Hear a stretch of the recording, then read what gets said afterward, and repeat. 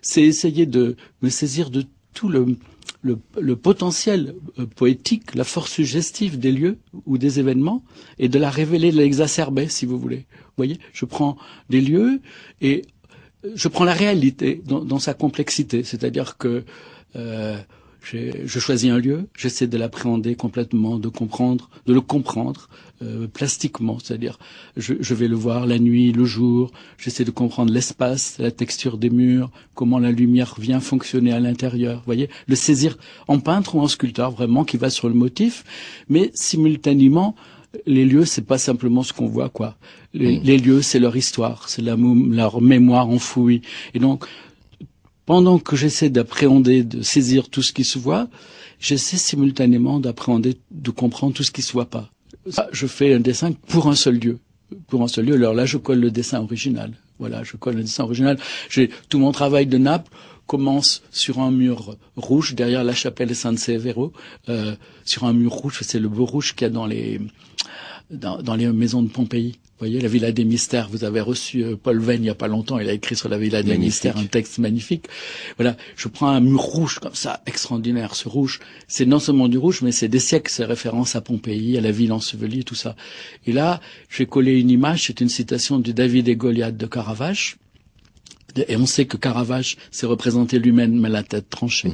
Et dans l'autre main, et j'ai pris la main dans un autre tableau de Caravage, je mets la tête de Pasolini, vous voyez. Et donc, ça c'est un dessin original que j'ai collé.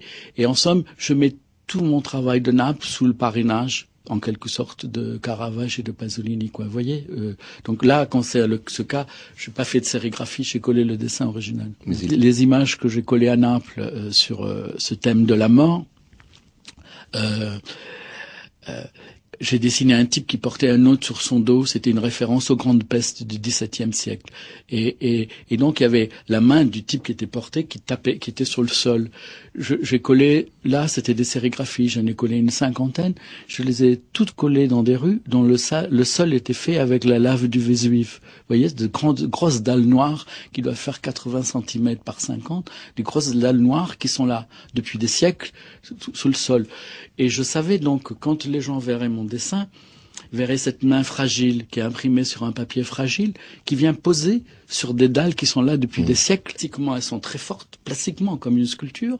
Et symboliquement, c'est l'épée de Damoclès, quoi. C'est le Vésuve, c'est cette menace de mort qu'il y a à Naples, qui fait qu'il y a cette présence de la mort tout le temps. Vous voyez? Et donc, quand je dessine, je sais que les gens vont voir mon dessin avec 30 mètres de pierres noires devant. Vous voyez, ces pierres noires au sol, elles font partie de mon dessin. Donc, quand je dessine, je prends en compte déjà le lieu, quoi. Vous voyez ce que je veux dire? Ce clash entre les choses. Mon dessin devient plus fort parce qu'il est dans le lieu devient plus fort parce qu'il y a mon dessin. Ça va, oui, faire apparaître le lieu comme si c'était un lieu nouveau. Et au fond, bouleverser le regard qu'on a sur les choses, c'est un peu le rôle de l'art ou de la poésie, quoi.